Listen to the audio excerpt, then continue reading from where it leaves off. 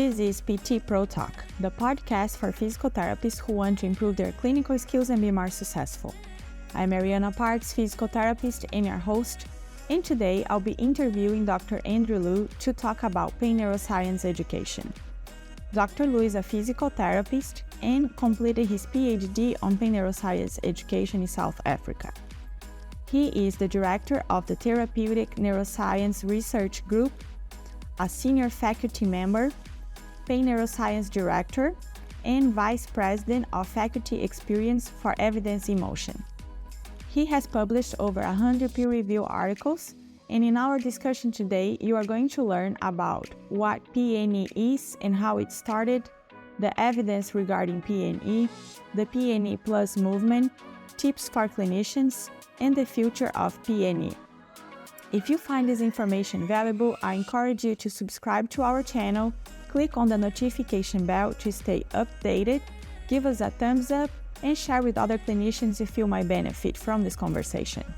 Thank you for tuning in, and I hope you enjoy the show. PT Pro Talk is only possible with the support of the forward-looking and innovative companies like Systems for PT, the Do Anything, Anytime EMR. Systems for PT develops systems for clinics so you can focus on your patients. Go to systemsforpt.com to schedule a demo today. Looking for the highest quality equipment for your clinic? Turn to Fitter First. Our wobble, rocker, and slant boards are all assembled in North America to meet the demands of a busy professional clinic.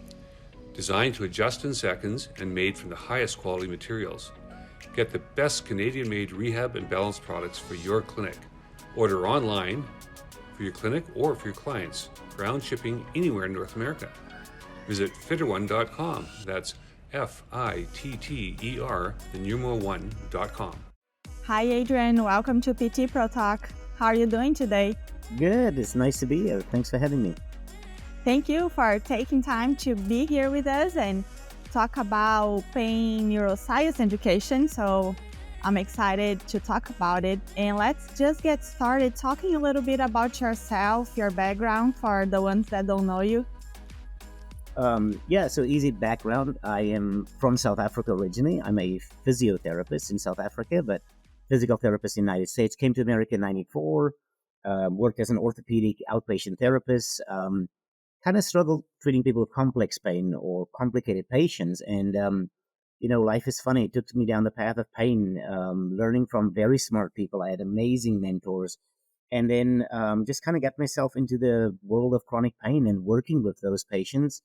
And, live in the United States, balance my time between research, between teaching, between traveling, between, mentoring, a lot of those kinds of things. Awesome. So tell us a little bit about what is pain neuroscience education and how did it start? How did it start? It's pretty simple. It's kind of exactly what I just said. In the mid 1980s, early 90s, we did a lot of manual therapy, orthopedic manual therapy for people with back pain and neck pain, etc. But we started struggling to treat people with complex pain or chronic pain, if you will. And there was a movement that developed for people like Louis Gifford, David Butler started this whole model of teaching people more about pain. People want to learn more about pain. And then once this concept came with the idea of, we should teach people more about how pain works, then the research started taking off. But it started simply with the idea that we did not have the necessary tools, let me say at scale, to help people with chronic pain. There were always therapists, small little pockets of therapists doing stuff for people with chronic pain. I don't want to negate that. But at scale for the profession to take it on, started about the late 80s, early 90s, and then moved into more research. Awesome. And what is pain neuroscience education? That's that one. In the most basic form, it basically just teaches people more about how pain works in the human body. Unfortunately, for the history of mankind, we've tied your tissue health to pain. So we've always said if you got tissues are hurt or tissues have been injured, then you get pain. And if you get pain, you must have bad tissues. We've tied those two long together. But pain is complex. Pain includes sensitization of the nervous system. The brain gets busier. Lots of other things happen. And we've just taken the science of it, the neuroscience of it, and we can sit with a patient in a clinical scenario and explain to them what's happened to them. why, when you sprain your ankle and over time the pain doesn't go away, well, your nervous system becomes sensitive. Oh, okay, did not know that. And so we teach them more about how humans experience pain and the science behind it. And that we've just shown that it works. Patients can take it on, they learn from it, and it actually improves their outcomes significantly. Awesome. And the evidence, what does the evidence say about it? Does it work? Well, if I say no, are we done? Then I just go. Of course it works, right? So I mean, people give evidence-based practice. Has good and bad. We had those conversations, but it's still the North Star, the thing we aim at. As we're sitting today with this podcast, there's at least 18 systematic reviews or meta-analysis that says it works. These are the highest forms of evidence we have. It's not about me. It's not about what our team has done. There's a lot of people doing cool stuff. But we now know when a person walks into a clinic and we sit with him or her and teach them about pain, their life is better for it. And this has now been proven by huge clinical trials, long-term outcome trials. And if we compare it to the effect sizes of some drugs we're using for chronic pain, it's actually even more effective than that.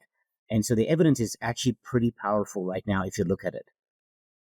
Awesome. Really good. And is it only about education or is it more to that? Yeah, it's definitely more, right? Again, I don't know what your audience is, and I always tell people I'm not a psychologist. Not that I don't care for them. I mean, we work with them every day. I think the world of psychologists, psychiatrists, counselors, etc. But I'm a physical therapist, and so for those of us that work in the movement field of physical, occupational therapy, athletic trainer, chiropractic, etc., education by itself is not powerful to change behavior. Otherwise, people won't smoke anymore because smoking causes cancer. We print it on billboards and cigarette packages. So it's P&E plus something else. And in therapy, it's movement. And so we've written quite a bit of research in the last 5 years to show education by itself isn't helpful. Yes, it reduces people's fear and catastrophization, but they still have to exercise. They still have to move. They still have to get on with their life. They still have to sleep better, eat healthier, all those behavioral changes. So no, there's a huge shift, and I would like your audience to understand that we don't explain pain out of you. If I could do that, it'd be so easy, but it's not. I teach you about pain, and you become less afraid, so then you move more. What made you better? Movement. That's really what it is, yeah. And sometimes I just think it's hard to get the patients to move if they are so afraid and Yeah. all those misconceptions about movement. So we could say that it's like a facilitator to help the patients to Yes, start moving again. Is it right? absolutely, 100%. I could not summarize it any better because, yeah, when the evidence behind movement and pain is huge, it's massive. But people in pain are afraid and they're nervous and they're anxious and they're fearful. P&E just calms them down so they will move, and we can do that quite extensively with P&E. Yes. Yes, and then helps them to understand that pain doesn't mean damage, and Correct. they don't have to be afraid of moving and making their situation worse, right? No, absolutely. But there's a little piece missing that I think people miss. They think, a lot of people on social media will say, oh, all Adriaan and his team does, they talk to people about pain. I think people miss a part. You have no business teaching people about pain unless you've screened them. I mean, I'm not going to move somebody that has something wrong with them, so we have to physically make sure they're safe. So we do check the back and the neck and the knee and the shoulder. We check everything, make sure, what, everything looks good. Now we can teach them about pain. Because the problem is, if you teach people about pain, I mean, again, you got to make sure they're safe. And so a lot of people think that's all we do. It's not. I often tell my students that 90% of our patients start crying after the physical exam. And when I ask them why, they say, that's the most thorough medical exam I've had in 10 years. Because we do take our time to go through everything, make sure you're good. Now that we know you're safe, you can move. Now let's teach you about pain. But if you're not safe to move, we shouldn't move you, and we should get some help for that. So it is part of the bigger scheme of evaluating and then treating accordingly. Yeah. And who would you say they are good candidates for the P&E? Yeah, that's a big discussion going on right now in the pain world, but we've studied it quite extensively. If people want a list, they're simple. We have a list, but it's a little more complex. So anybody with chronic pain, and when I say chronic pain, that is people with pain that has been long term, right, 6 months or more. People with central sensitization, where your nervous system becomes increasingly sensitive, right? People with high fear, people with high catastrophization. They've got very bad beliefs about pain. And then finally, people that are ready to change. So we catch people at different times of their journey when they walk into our clinics or apartments. And unfortunately, there's this percentage of them that are not ready to shift yet. We call them pre-contemplators. So I'm only here so the doctor will give me my medicine. I'm only here because my job sent me here. They're not bad people. There's nothing wrong with them. They're just in a different part of their journey. They don't do as well with cognitive or thinking therapy, if you will. So for them, we do some very simple therapy. We treat them with respect and dignity.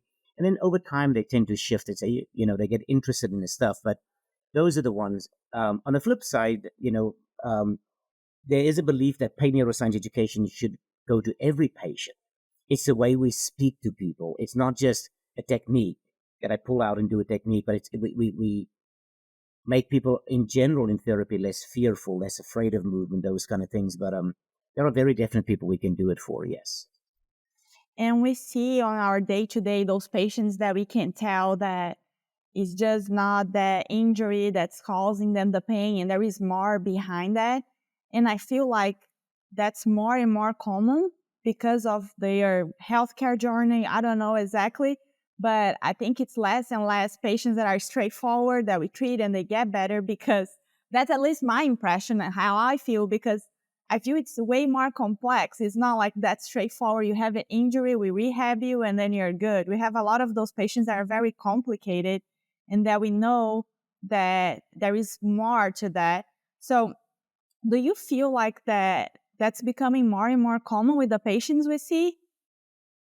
Yeah, unfortunately, the bad news today is chronic pain rates are increasing.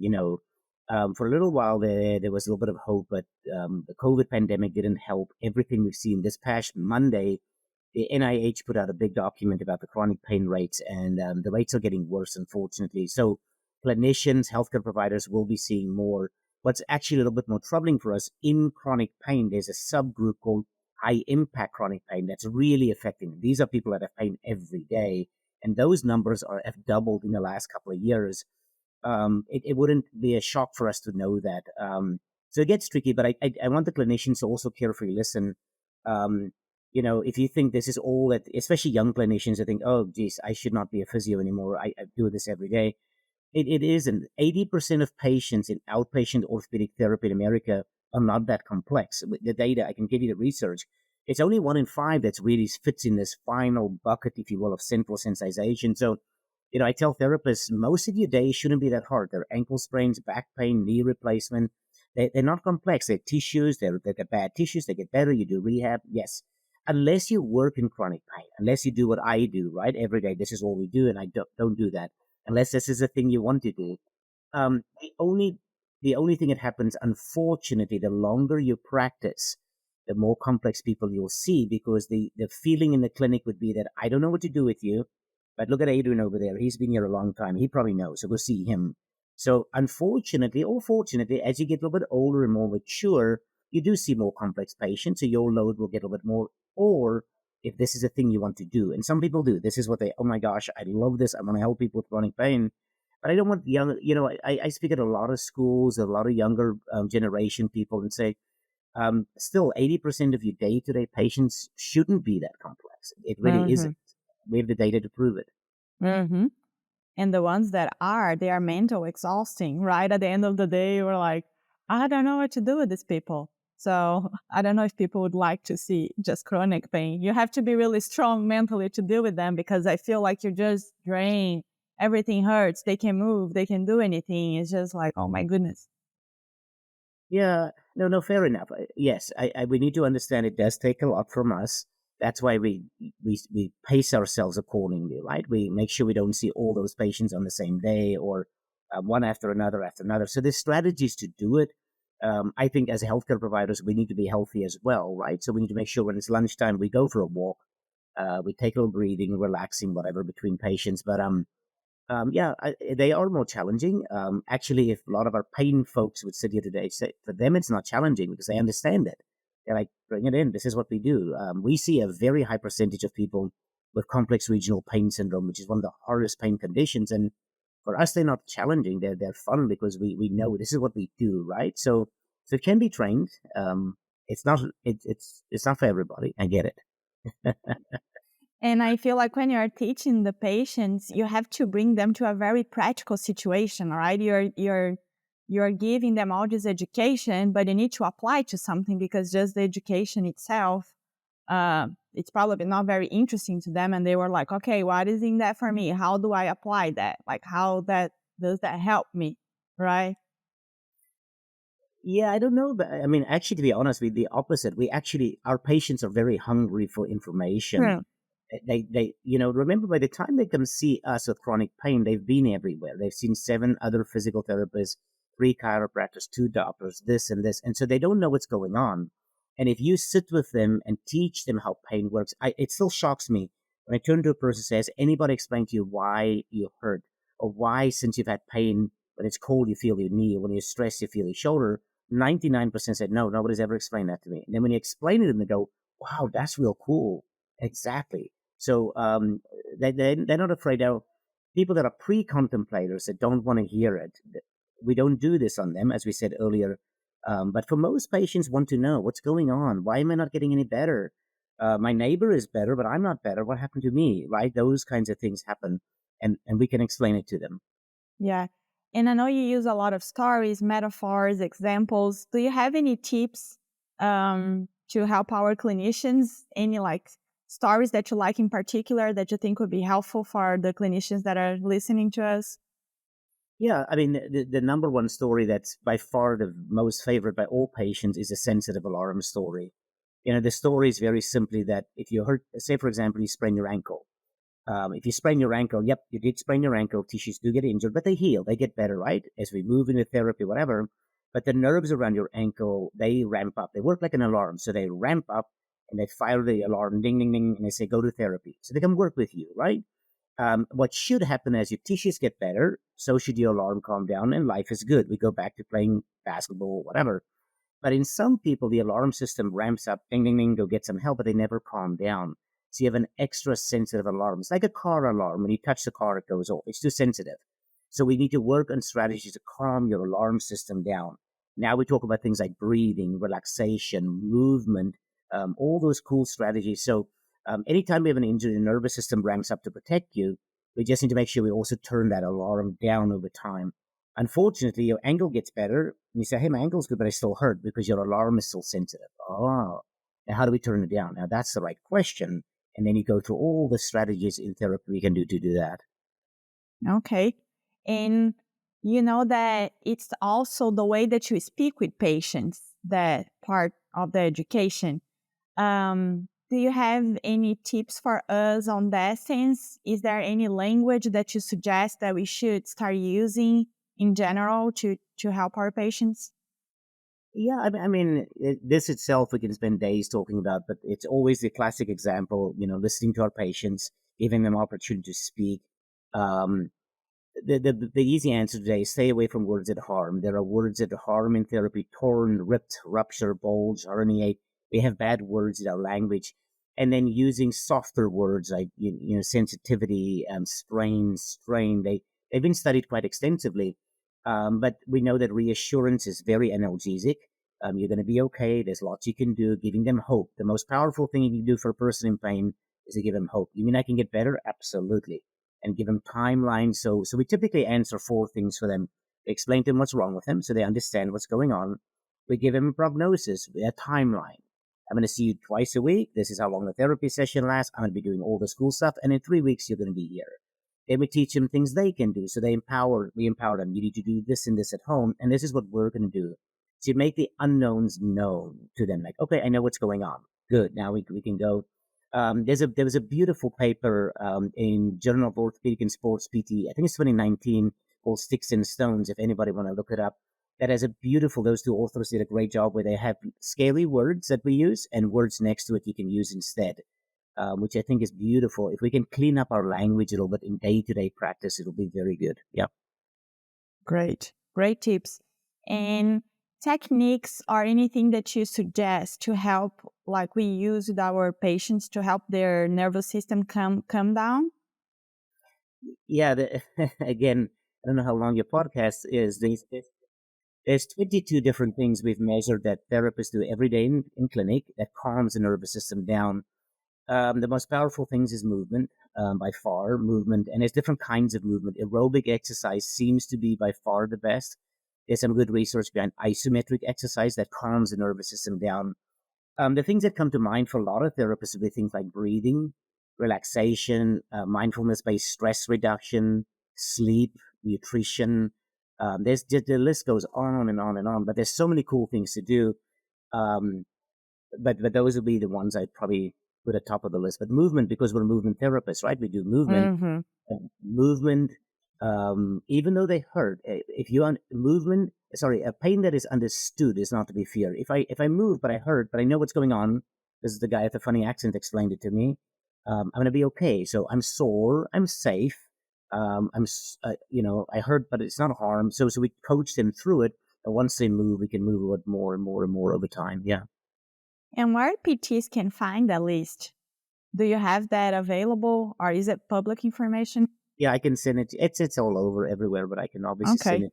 But it's yeah. There's this and it's just something we came up with a couple of years ago, and the list would probably now get bigger and bigger. But there's so many things we do every day that calms the nervous system down. A lot of it is intuitive. Mm-hmm. Breathing as an example, just being mindful.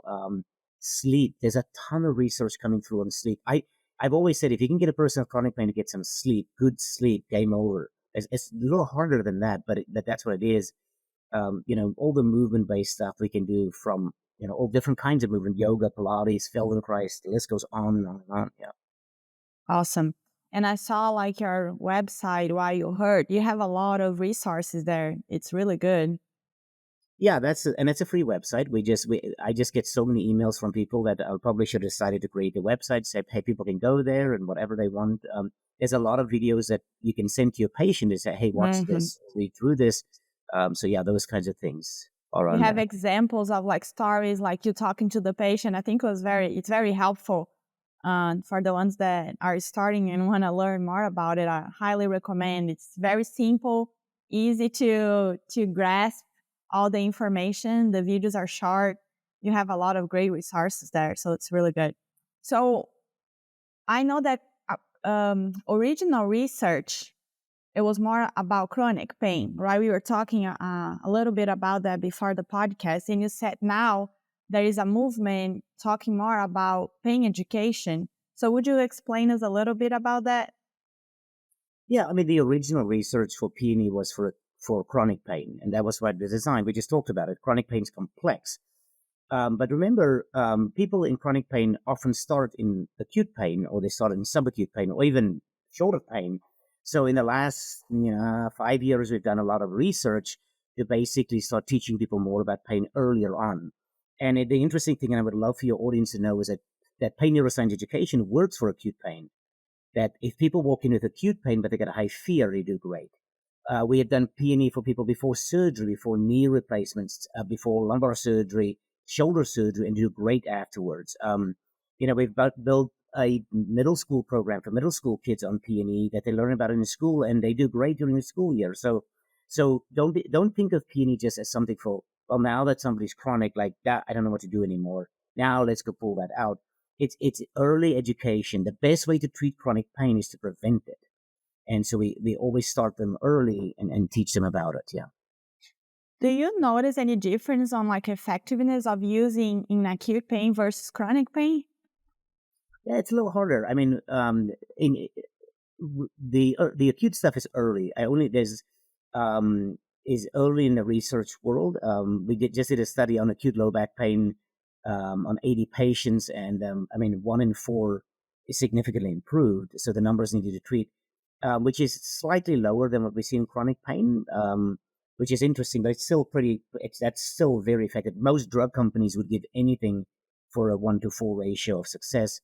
So yeah, it's early, but knee replacements, we showed people use 30% less narcotics post-op after knee replacement, getting P&E versus not getting P&E. Lots of different things. So the body of evidence is definitely growing and getting there. Yeah.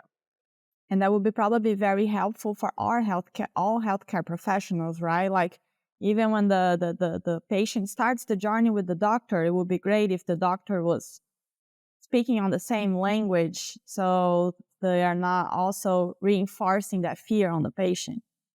Absolutely. One of the neatest things we're seeing is P&E was designed by therapists for therapists, but we're finding more doctors are coming to the courses, more nurses, more nurse practitioners, PAs.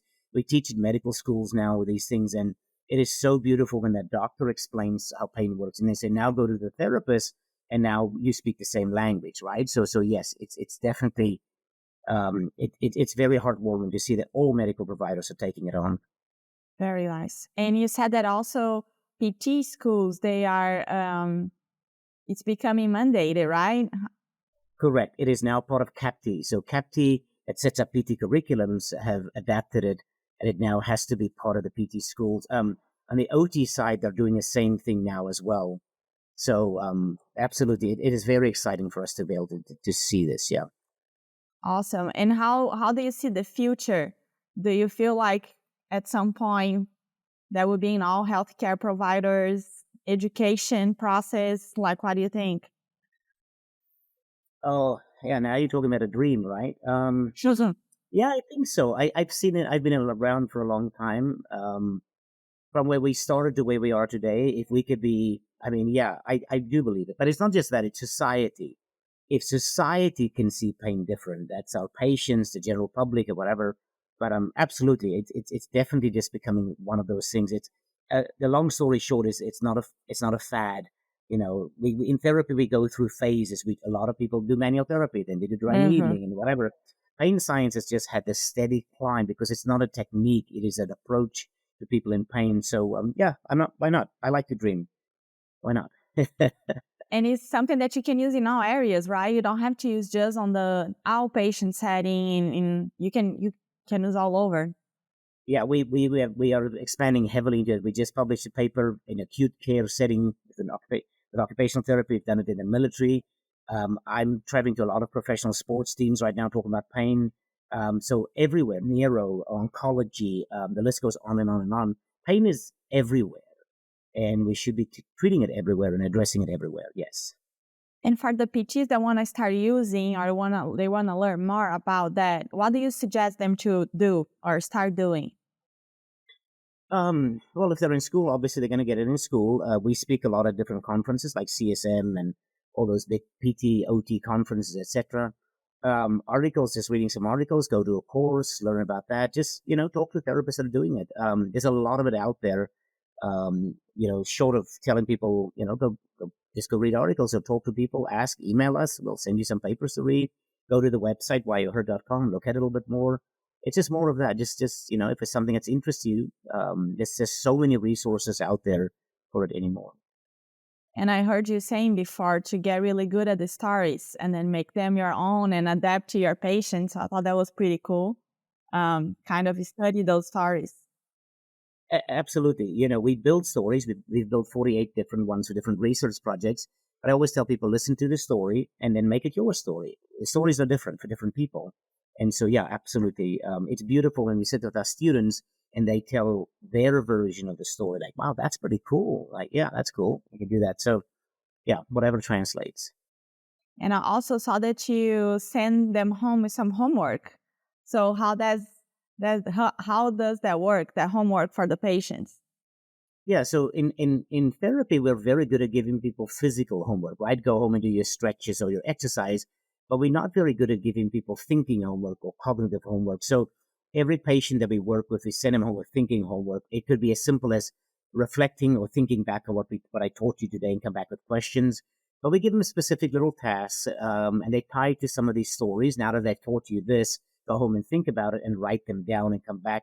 So they have to learn through the process. We give them little things to read. Maybe some of those little videos, we email it to them or text them, watch this video again, come back with questions, those kinds of things. But you have to learn. And occupational therapy, as an example, has been ahead of us in that game by far, and they're amazing. Nursing has been ahead of us in that field, but we got to do more thinking homework as well with our patients. Yeah. And I like that you also mentioned, like in one of your videos that I watched, like some things that the patients say, and then you connect that to like a different story. So like the pain is spreading, then you talk about the nosy neighbor, right? So I really like that. It's very practical. So let us know, like kind of like, because sometimes you think like, okay, how do we start? Like, how do we start implementing this with our patients without making like a lecture? So you kind of like pay attention to those things that they say, and you take advantage of that and use that as a teaching moment, and you know how to connect to the right story, right? Absolutely, because it's about the patient, not about us. So yeah, we've got stories, but the story must make sense to the patient. So we have studied extensively what are the things people struggle with pain, like spreading pain, like persistent pain, pain when it's cold out. I feel my knee. When I'm stressed, I feel my shoulder. And for each of those, we build stories. So when a patient comes in, I may ask him, since you developed pain, what's the biggest thing that bugs you? Well, since I developed pain, I'm tired all the time, Adrian. I don't know what to do. I'm so tired. Well, there's a story for that. So then we pull that story in and we use that to explain to them why they are tired. Like, wow, that makes sense. So you apply it to their condition. And so, yeah, for the therapist, it's as simple as you got to learn the stories, not because they're our stories, but we've just found a way that it works. And then hopefully as you learn the story, you say, well, I don't like Adrian's story, but I like my version of Adrian's story. And that's fine. It doesn't bother me. It's pretty cool. I want people to do that anyway. So, yeah. It's just making it simple so the patient can grasp it, right? Absolutely. Yeah, absolutely. You're laughing. No, they have. Yeah, they have to. I mean, if they don't get it, then it's Yeah. useless. Right? And everybody, we meet people at different parts of the journey. We meet people at different levels. You cannot explain pain to a doctor as a patient. If a doctor is your patient, you got to teach them different than you have to teach somebody else, right? Because you have to meet people where they are is a big part of it as well. Yeah. Yeah. Absolutely. Would you just tell us about the brain meeting story really quick? Oh, the brain meeting. Yeah, be careful of this one because the biggest problem, unfortunately, people often jump to the conclusion, oh, you think it's in my head. And so this story we typically tell this story a little bit later once we've created a relationship. The person knows we're there. But the brain meeting story is pretty simple. It's, when patients come in and I ask them, what's the biggest thing that bothers you? Since I developed pain, I forget things. They forget. Or they have the fog. They cannot focus. Their brain gets tired. So we just tell them that, when you close your eyes and you think about your grandma, your whole brain gets busy. There's not just one granny area. You can remember grandma, you can see her, you can smell her, you have feelings for her. So your whole brain talks to each other. If I can reach in your head, that's a meeting. There's a meeting. Your brain is a meeting. And then today they're meeting about grandma. Well, pain's the same thing. If I punch you in the arm, multiple areas will meet. And when an area of your body is in a pain meeting, then its original job cannot be done well. So if I ask you to raise your arm, you raise your arm. But if the movement department is today in the pain meeting, then what suffers? Movement. So now you move your arm funny because is there something wrong with you? No. Are you trying to be lazy? No. Are you a bad patient? No. It just means the part of your brain that deals with movement is in a pain meeting today. The memory department does it, so we forget things a little bit more. The focus department's there, so we get a little bit tired. Is there something wrong with your brain? No. Your brain's just busy with pain. So I'm going to teach you about pain. And when you learn about pain, the brain's going to go, I got it. The guy with the funny accent explained it. You guys can go back to your normal job. And now your arm raises again. So it gets a little bit worse, but it doesn't mean there's something wrong. Your brain's just busy. And that's normal. It happens in all of us. But we just now need to teach you about pain so your brain can go back to what it's typically doing. That's really what it is. Yeah. I know Awesome. it sounds silly, but it works. No, it doesn't. It's really helpful. That's why I asked you to just tell us this story, because I want our listeners to just have an idea of how do you explain to make them curious to go see the other stories, because I think it's a fantastic way to talk to our patients and make them understand. So I appreciate your creativity. So before we transition to the final questions, is there anything else that you want to add about everything that we just talked? No, not really. I mean, we've covered pretty much everything. There's just a body of evidence growing, and again, I just encourage people to be open-minded. The research is out there. As I always tell people, okay, you don't like P&E, that's fine, but what's the alternative? More needles, more drugs, more surgery, more injections, more opioids? The answer is no. We got to do something. So, I get it. Not everybody likes P&E. There's a lot of people fighting with it, but the body of evidence is growing. We should be proud of it, regardless who's doing it. There's a group of people in the world doing some amazing research, helping people with chronic pain, and just be open-minded to what's happening out there. Yeah, I just think we are trained to help people mechanically, manual therapy. And I think it's just a great tool because sometimes that's not enough to help our patients. And we know that in our experience, that's not as simple as just treating the patient. Sometimes we need more. And I think that's a great tool that we can use with our treatment to help the patients that are a little more complex. So what is your favorite resource of information? So I know you wrote some books and things to help patients and clinicians, but what do you recommend our listeners to go to? I really, the Wireheart website, because it's all free. I'm not trying to sell anybody anything. We created it just exactly for that. So we'll grab a nice cup of coffee, sit down, watch a couple of videos. There's other links to it. Yeah, surely it's by our publisher. And if there's a book or two you're interested, that's fine. But I would literally just go start there. You can go, there's all kinds of stuff out there, but I always encourage people to do this stuff. It's free, and go look at that and see if there's anything that excites you. Tons of research out there, articles, etc. If you went into PubMed or anywhere, you type in pain neuroscience education and filter it by open access papers, tons of papers they can download that's available. Yeah. Awesome. And what would be the best advice you give to the clinicians that are starting their careers? Oh, my best advice I will give people is to say yes. The best things that have happened to me clinically and in my life in general has been because I've said yes. You're going to, as you work through your life, be it professional, all kinds of things happen to you. Opportunities will come. That surgeon that you talk to and he's like, hey, you want to come watch a knee replacement? Say yes. Just go do it. Just whatever. Your boss says, hey, we got a special project coming up. I need somebody to volunteer. Yep, put me in. I know, unfortunately, younger generation, there's a lot of load schools. They come out, all these things. But the best thing that's happened to me in my life is literally saying yes. I've been invited. People say, hey, we need to be a task force. Come do this. Come be in a meeting. And that's where things happen to me. So be open to things. Be open to suggestions. That's how I would encourage people. There's so many opportunities and so many things that happen around you. Just say yes and say, oh, I'll give it a go and try it out. So you never know what's going to happen. It may be a new opportunity coming up. Yeah. And what personal qualities or abilities that you think are important to become a successful PT? Well, the good news is it takes different kinds of people to be PTs. So there's not one kind, right? Some people are introverted, some people are extroverted, some people, there's all different kinds of us. And in different scenarios with all the different realms of where we can practice. As I get older, I think obviously it's the stuff with compassion, empathy, respect, and dignity. It doesn't come intuitive early on. I was a very aggressive orthopedic manual therapist. Everything was very black and white. There was no gray area. I didn't really care what people were thinking. I didn't care what patients were thinking. I had a technique laid down. I'm going to do it to you. Now, as I'm getting older, I'm like, obviously that was not the best way. It's hard. It's a really hard question because I think it depends what you do and where you practice. If you're an orthopedic manual therapist at the highest level, there's got to be a little bit of level of, let's call it arrogance. That's okay, because you have to know your thing to manipulate the upper cervical spine.